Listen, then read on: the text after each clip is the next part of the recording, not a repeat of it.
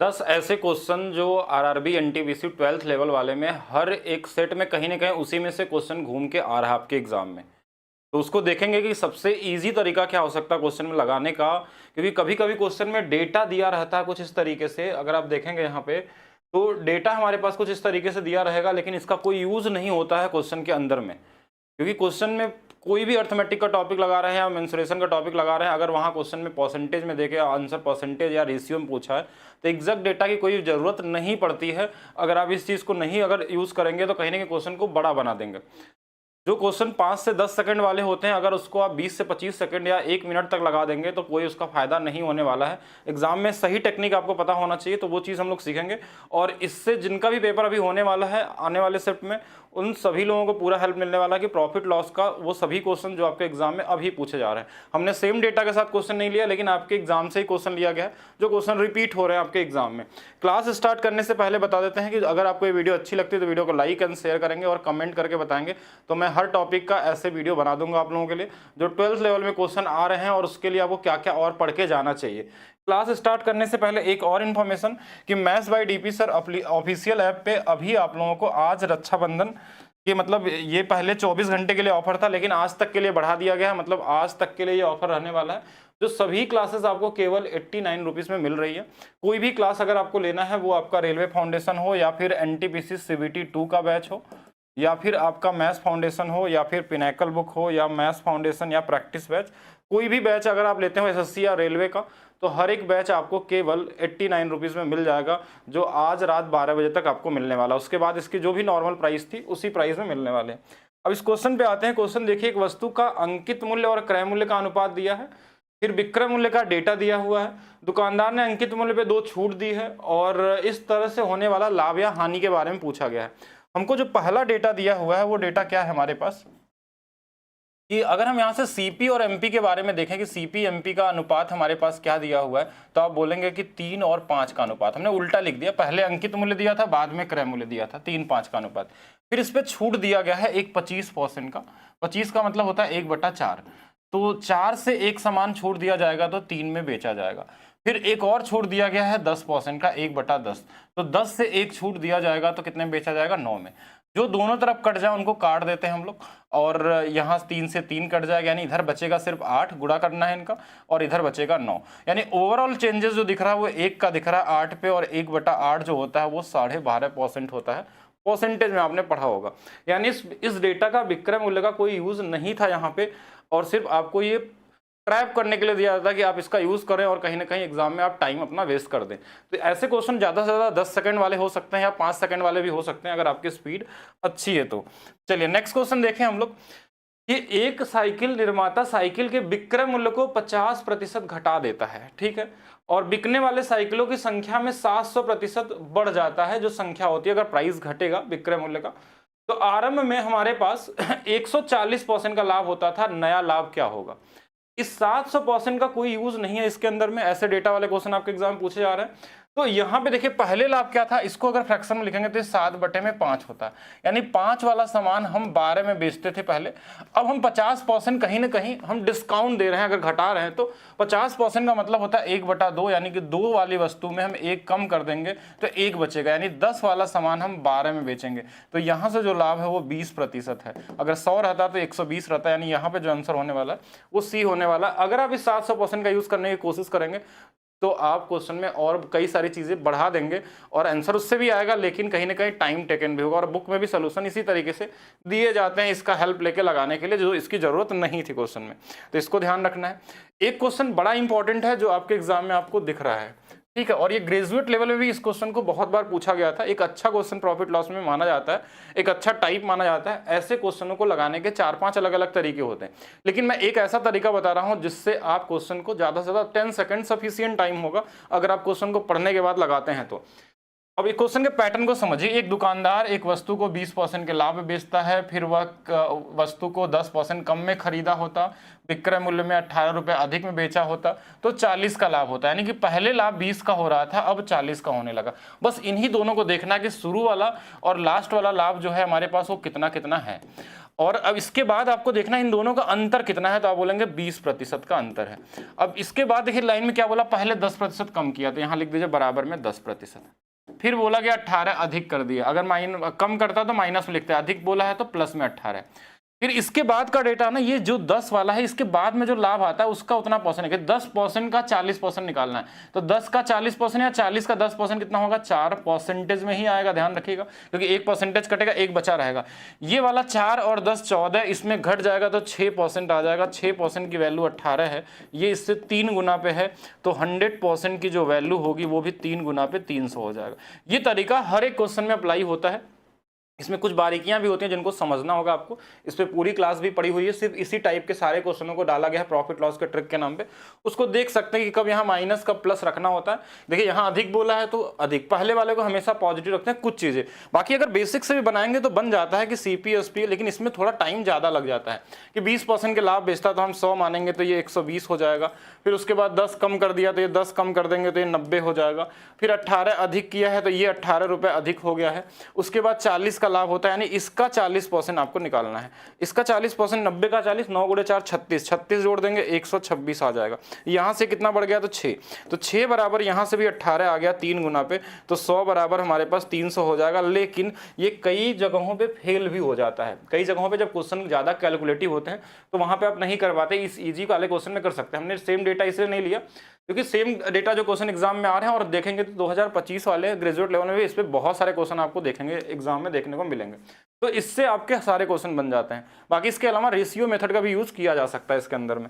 चलिए next question देखते हैं, और क्या क्वेश्चन जो आपके एग्जाम में आ रहा है। ऐसे क्वेश्चनों का एकदम ध्यान लेके जाना है, ये लगातार आ रहे हैं आपके CP/MP से रिलेटेड वाले क्वेश्चन, बढ़ा दिया गया घटा दिया गया। देखिए एक खुदरा विक्रेता अपने सभी सामान के मूल्य क्रय मूल्य से 50% अधिक करता है, अधिक रखता है, तो 50 को हम क्या लिखते हैं, 1/2, यानी 2 वाली वस्तु को हमने 3 रुपए में लिखा है, 1/2 यानी 1 ज्यादा लिख दिया। 25% का छूट दे दिया, यानी कि 4 वाले को हमने 3 रुपए में बेच दिया, तो ये 1/4 होता था, छूट दिया था इसलिए घट गया। उससे लगता है कि उसे 25% का लाभ होता है, उसके लगने से कोई फर्क नहीं पड़ता, कुछ भी लग जाए, उसको लगे 100% का लाभ हो तो इसका कोई यूज नहीं है। तो एक्चुअल लाभ निकाला गया था, एक्चुअल लाभ अगर यहाँ पूछा जाए, बस इनका गुणा करिए, देखिए 8 और ये वाला कितना 9। एक्चुअल लाभ जो दिख रहा है हमको 1/8 का, यानी कि एक्चुअल लाभ तो 12.5 है, उससे लग रहा था ये, तो उससे कोई फर्क नहीं पड़ता, तो यहाँ पे जो आंसर होगा वो 12.5% हो जाएगा। जो इजी क्वेश्चन है, इस पैटर्न पे ध्यान रखिएगा। और इसी को सिंपल लैंग्वेज में पूछ लेता आपसे कभी कभी कि एक व्यापारी अपने माल पे 25% अधिक अंकित करता है, यानी यहाँ पे 1/4 है, तो 4 वाले वस्तु को हमने 5 रुपये लिख दिया, 12% का छूट दिया गया है 3/25, यानी कि 25 वाले सामान को हमने 3 रुपये छूट दे दिया तो 22 में बेच देंगे। अब जो कट जाए काट, जैसे 5 से कट जाएगा 5 बार में, यानी इधर 20 आ गया, इधर 22 आ गया, और भी काट सकते थे कि 10 से कितना हो जाएगा, 11 हो जाएगा, तो कितने का लाभ है, 1/10, और यहाँ पे 10% हो जाता है। ऐसे क्वेश्चनों में सक्सेसिव यूज कर सकते हैं आप लोग, जो एक बढ़ा एक घटा, यानी ये वाला तरीका भी काम करता है आपका, लेकिन ये ईजी नंबरों पे तो बड़ा अच्छे तरीके से काम कर जाता है, लेकिन कहीं कहीं आपका ध्यान रखने वाली चीज़ें होती हैं कि इसमें ईजी नंबर पे तो ये आ जाएगा आसानी से, लेकिन जब क्वेश्चन पॉइंट में होते हैं तो वहाँ पे रेशियो वाला ज़्यादा बेहतर होता है, दोनों से लगा सकते हैं। नेक्स्ट क्वेश्चन देखेंगे, ये बहुत ही इंपॉर्टेंट क्वेश्चन। ये क्वेश्चन मतलब ग्रेजुएट लेवल में 1-2 क्वेश्चन ऐसे देखने को मिले थे इनडायरेक्टली वे में, लेकिन इस बार आपको देखने को मिलेंगे और मिल भी रहे हैं, ध्यान रखेंगे। 40% वस्तुओं को 2% के हानि में बेचा जाता है और शेष वस्तुओं को 4% के लाभ पे बेचा जाता है। 250 रुपए का कुल लाभ हुआ, तो बची हुई वस्तुओं का क्रय मूल्य ज्ञात करें। ऐसे क्वेश्चन में जेसम लगाया जा सकता है, ऐसे क्वेश्चन में बेसिक एलिगेशन लगाया जा सकता है, लेकिन हम एक चीज समझिएगा, 40% वस्तु अगर हानि में बेची गई तो लाभ पे कितनी बेची होंगी, 60। इनका अनुपात 2 और 3 का है, दोनों मिला के 5 है। इस बोला कि इसको 2% के हानि पे, यानी इसमें -2 का गुणा, बचे हुए को 4% के लाभ पे इस पे 4 का गुणा कर लेते हैं, और इधर वाले का नहीं पता तो इसको हमने x मान लिया। देखिए -4 + 12 और हमारे पास बराबर में 5x है, तो x की वैल्यू निकालनी है, टोटल लाभ कितना हुआ, तो ये वाला 8 और इधर 5 आ जाएगा, यानी 8/5% आ जाएगा x की वैल्यू। और यही वैल्यू क्वेश्चन में दिया है, 8/5% की जो वैल्यू है वो 250 रुपये हमारे पास है। तो 100% अगर हमको निकालना हो तो 250 में 100 का गुणा कर लेंगे, और ये नीचे वाली वैल्यू इधर वैसे ऊपर में गुणा हो जाएगी, नीचे में 8 आ जाएगा। अब यहाँ से अगर इसको काट लिया जाए, देखिए हम 4 से काट लें तो 2 बार में ये कितना आ जाएगा हमारे पास 25, और 2 से काट लें ये भी हमारे पास 125, और 125 का जो गुणा होता है वो 15,625 होता है। मतलब 25 का हम बोल सकते हैं क्यूब भी है। तो ये क्वेश्चन को ध्यान रखेंगे, ऐसे क्वेश्चनों को। बाकी एलिगेशन भी लगाते तो भी आ जाता, हानि वाले में थोड़ा ध्यान देना है। एलिगेशन कैसे लगता है, ऐसे लगता है कि -2% एक तरफ है, एक तरफ 4% का लाभ हो रहा है, दोनों का लाभ कितना होगा ये निकालना था, और इनका अनुपात दिया था कि ये 2 और 4 का 3 का अनुपात है। इसकी वैल्यू भी निकालेंगे तो 8/5% ही आएगा, लेकिन इसमें आपको बैलेंस करने में प्रॉब्लम आएगी, इसलिए आपको डायरेक्ट लगा देना चाहिए। अब बोलेंगे जीएसएम क्यों नहीं लगाएं, यहाँ नेगेटिव में दिया था, यहाँ पॉजिटिव में, तो थोड़ा सा आपको लगाने में दिक्कत हो सकती है, इसलिए मल्टीप्लाई कर लेंगे कॉमन क्वेश्चनों पे। एक और क्वेश्चन देख लीजिएगा, 2/3 भाग बोल दिया तो भी कोई बात नहीं, 2/3 का मतलब 66.66%, यानी हम ये बोल सकते हैं 3 में से जो 2 भाग था उस पे तो इसको 6% का लाभ हुआ है। अच्छा, बचा 1% जो है उस पे 3% की हानि हुई है। दोनों मिला के 3 हिस्सा थे, इस पे कितना होगा यही आपको निकालना, वही सेम चीज है। तो 6 × 2 12, माइनस में 3 बराबर में 3x, यानी x की वैल्यू यहां से 3% आ जाएगी। कैसे, 3 से 4 बार और 1 यानी 3%, और इसी 3% की जो वैल्यू है हमारे पास क्वेश्चन में दिया है 540। 100% निकालना था, ये इससे कट जाएगा 18 और 180 गुना पे, तो इसमें भी 180 का बस मल्टीप्लाई कर लेना है, तो 18,000 आपका क्या होगा, राइट आंसर हो जाएगा। चलिए एक और चीज समझते हैं। एक क्वेश्चन ध्यान रखिएगा, ये क्वेश्चन बड़ा इंपॉर्टेंट है बड़ा इजी सा, लेकिन आपके पैटर्न पे आ रहा है, पूछ रहा है, इसलिए आपको ध्यान रखना है कि महती ने एक कुकर को इसके अंकित मूल्य के 9/10 मूल्य पे खरीदा है। इसका मतलब देखिए 9/10 का मतलब हो गया कि नीचे वाला MP है तो ऊपर वाला खरीदा होगा, तो CP हो गया, मतलब खरीदने वाला प्राइस है।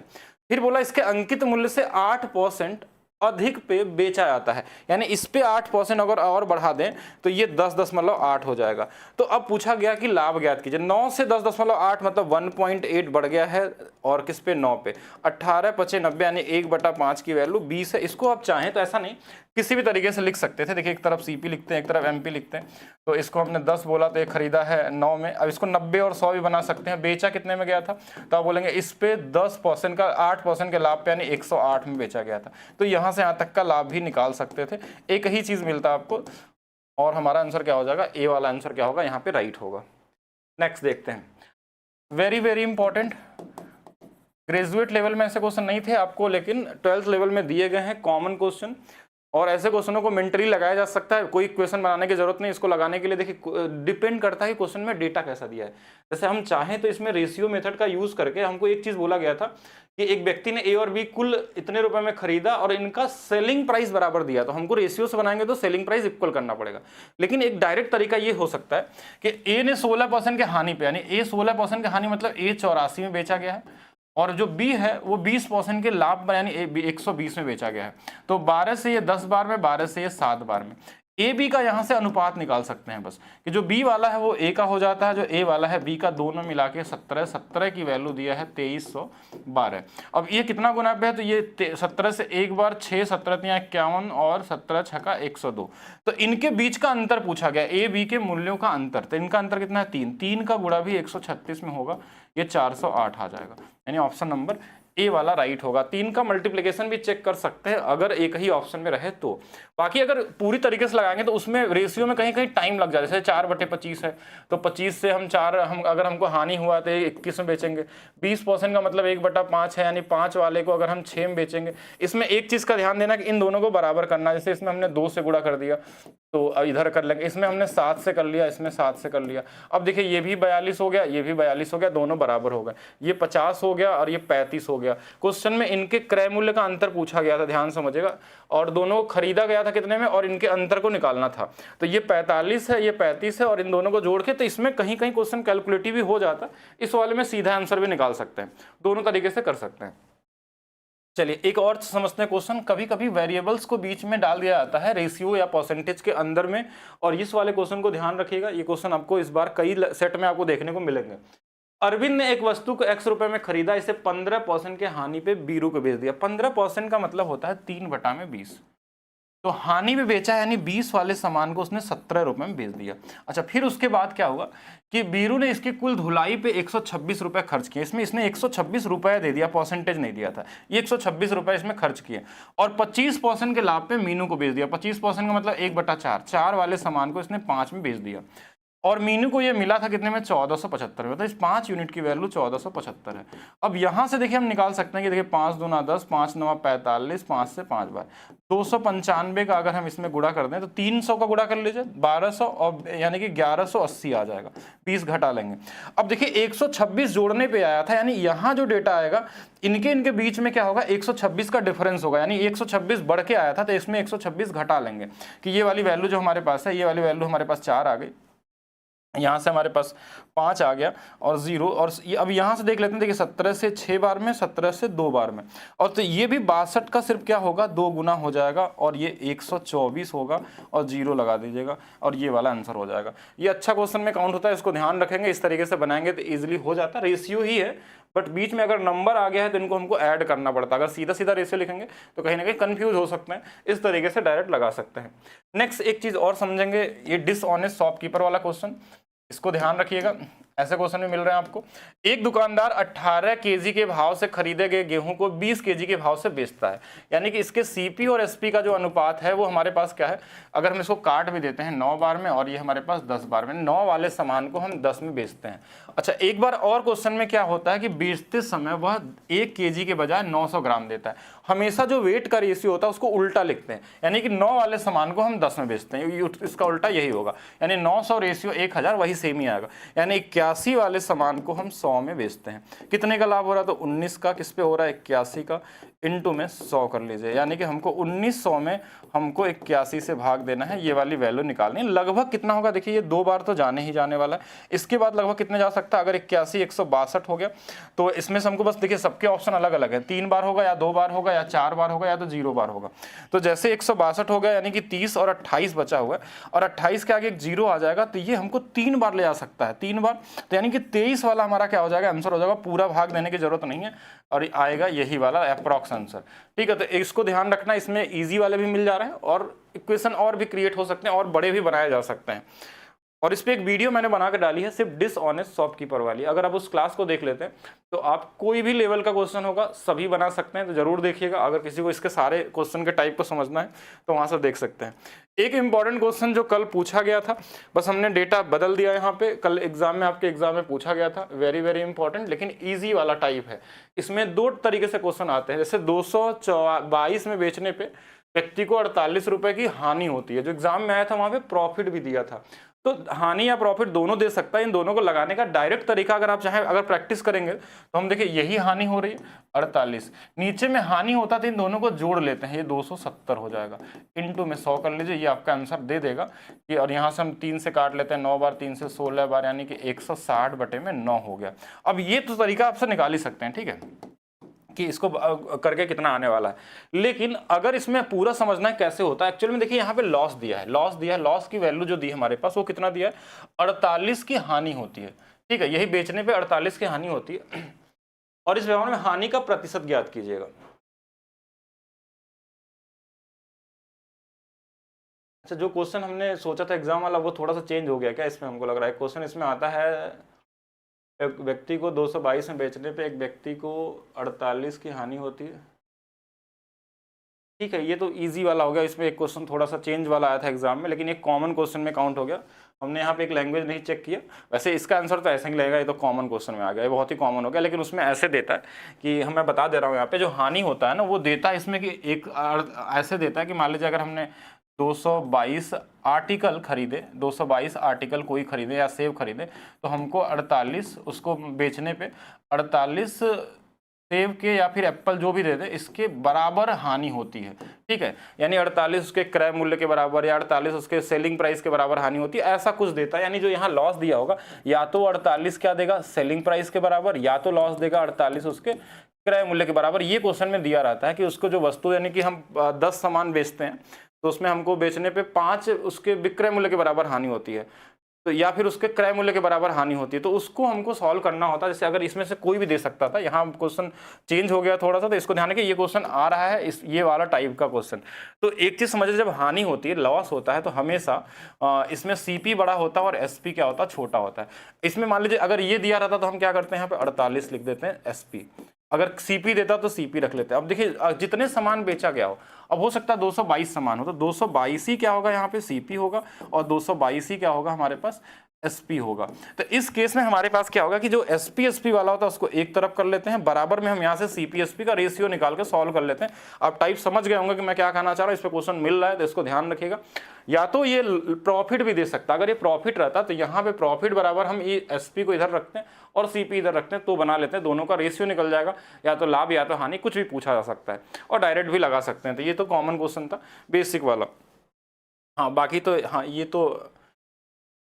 ये 10 क्वेश्चन को ध्यान रखना है, नन तो 10 क्वेश्चन में से कोई ना कोई क्वेश्चन आपको मिल ही जाएंगे किसी न किसी सेट में, और मेरे हिसाब से तो कम 2 क्वेश्चन तो आसानी से मिल जाएंगे हर सेट में। यही क्वेश्चन आपको बार बार देखते हुए और घूमते हुए मिलेंगे।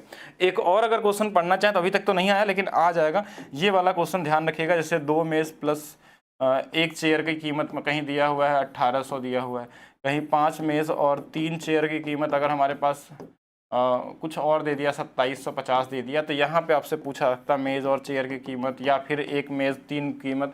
ये वाला पढ़ के जाएगा, इस पे भी क्वेश्चन आपको मिल जाएंगे। अभी तक तो नहीं आया, लेकिन आने की पूरी संभावना है। अगर आपको ऐसे वीडियो और भी चाहिए तो आप कमेंट करके ज़रूर बताइएगा। बाकी एक और इन्फॉर्मेशन सभी लोगों के लिए कि आज लास्ट डे है आप लोगों का, जो ऑफर आपको कम किया गया था प्राइस, एक चैलेंजिंग प्राइस था जिसमें 89 में आपको हर एक क्लास मिलने, जो कोर्स 600 के थे या फिर 900 के थे, वो सभी कोर्स आपको अभी सिर्फ 89 में मिल रहे हैं, जो आज रात 12 बजे तक रहने वाला है। ठीक है, आज रात 12 बजे तक आप maths by DP sir official app पे ले सकते हैं। और बाकी वीडियो को शेयर करिए, वीडियो को लाइक करिए और कमेंट करके बताइए, उसके हिसाब से मैं बाकी चैप्टर में बताऊंगा, क्योंकि बाकी चैप्टर में बड़े लो लेवल के क्वेश्चन पूछे जा रहे हैं। टाइम एंड में बहुत कॉमन सा क्वेश्चन आ रहा है, और ज्योमेट्री में देखा जाए तो फार्मूला बेस पे बेसिक क्वेश्चन ही पूछे जा रहे हैं। मतलब पेपर का लेवल मुश्किल नहीं है, बस आपको समझ के रखना। टाइप आपको समझा दिया गया, इस चैप्टर से तो आप क्वेश्चन कर ही लेंगे। प्रॉफिट लॉस में 2 से लेके 3 क्वेश्चन तक आपको पेपर में दिख रहे हैं। तो मिलते हैं नेक्स्ट वीडियो में, अभी के लिए रखते हैं सिर्फ इतना ही।